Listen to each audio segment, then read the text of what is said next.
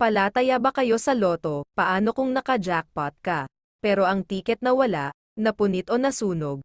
Anong gagawin mo? Ayan ang nangyari sa dating OFW na si Mr. Antonio Mendoza, na tumaya ng 3 set ng numero sa 642, at maswerteng lumabas ang isang set ng numero sa jackpot 642, na napaglaruan naman ng apo, kasi nalukot ito. Sa takot ng anak niyang babae mapag-alitan, plinansya ito ng may takip na damit kaso nabura naman ang serial number.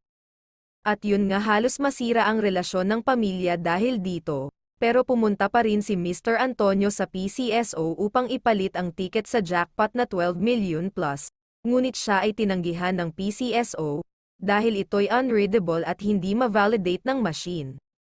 Hindi nawala ng pag-asa si Antonio at dinulog ito sa korte, at nakarating pa sa Kongreso.